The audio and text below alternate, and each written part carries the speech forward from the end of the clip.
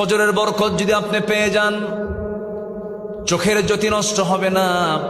কারণ 24 ঘন্টার মধ্যে সবচেয়ে বরকতময় সময়টা হলো ফজরের সময়। বুরিকাল উম্মতি ফি বুকুরিহা, আমার উম্মতের বরকতময় সময় হলো সকালবেলা।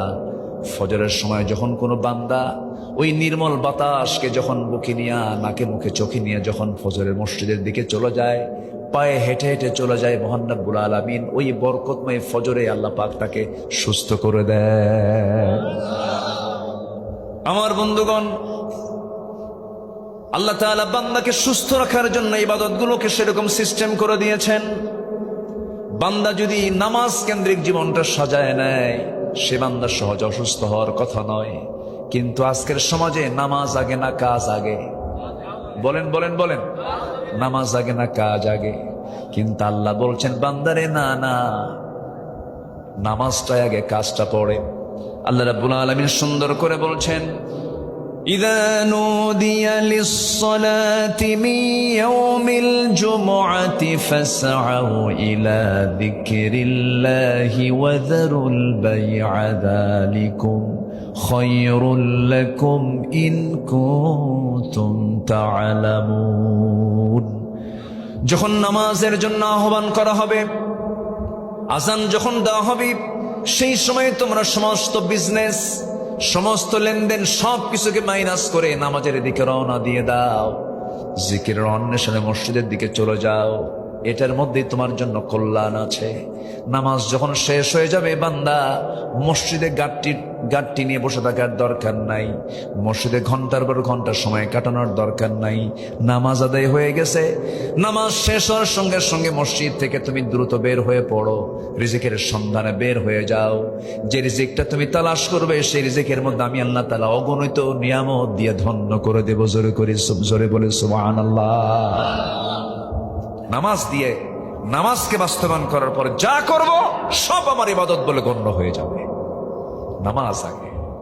বুকটা ফেটে যায় জানেন, মসজিদ অনেক, এখন লক্ষ লক্ষ মসজিদ। দাদার আমলে দেখেছি, আমার দাদাকে 2-3 গ্রাম মিলে একটা মসজিদে তিনি ইমাম ছিলেন, নামাজ পড়িয়েছেন।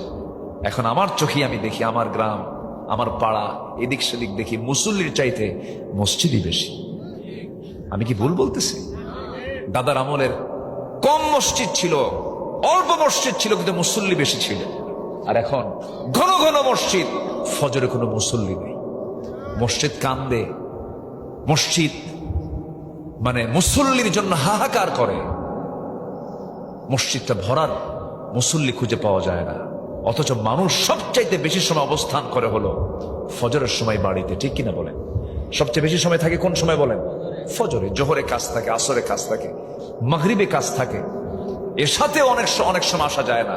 কিন্তু ফজরে 100% গ্রামের মানুষ বাড়িতে চলে আসে, কিন্তু ফজরে সবচেয়ে মুসল্লি কম পাওয়া যায়। এটা কি নিরাপদ না বিপদের লক্ষণ? বল, নিরাপদ না বিপদের লক্ষণ? বিপদ। কেন এরকম ভূমিকম্প ঘন ঘন হয়? আযাব গজব কেন আসে? ভূমিকম্প কি কোনো রহমত বলেন তো? অতিবৃষ্টি, অনাবৃষ্টি, খরা, এই যে বিভিন্ন কিছু আমরা দেখতে পাচ্ছি, এগুলোর মূল কারণ হলো আমাদের হাতের কামাই। আমরা প্রথম হক, যেটা আল্লাহর হক, 5 ওয়াক্ত নামাজ ফজর দিয়ে শুরু করবো। এটা আমার আলোচনার প্রথম আহ্বান। সবাইকে রাজি আছেন? সবাইকে রাজি আছেন ভাই? আল্লাহ সবার হাতকে কবুল করুন। জোরে বলি আমিন, আরো জোরে আমিন। আমি এটা ওয়াদা করে যাচ্ছি, আপনার গ্রামের মসজিদ যেদিন আপনি দেখবেন জোহর, আসর, মাগরিব, এশার চাইতে ফজরের মুসল্লি দিয়ে মসজিদ ভরে গেছে বেশি, আমি হলফ করে বলে যাচ্ছি, ওই গ্রামে কোনো মাদক, নেশা, বেপর্দা, শ্লীলতাহানি, কোনো প্রকার অসামাজিক কোনো কাজ কখনো হতে পারে না। নামাজ যেখানে থাকবে সেখানে অন্যায় থাকতে পারে না। নামাজই তো নাই, অন্যায় তো থাকবেই। এখন তো যুবকরা ধ্বংস হওয়ার জন্য যুবকদের হাতে সবচেয়ে বড় অস্ত্র এখন ডিভাইস তুলে দেওয়া হয়েছে, মোবাইল তুলে দেওয়া হয়েছে। এটা এমন একটা জিনিস, এটা পেলে পরে কিচ্ছু লাগে না। ফ্যানটা একটু ওইদিকে ঘুরায় দেন, এটা পেলে আর কিচ্ছু লাগে না।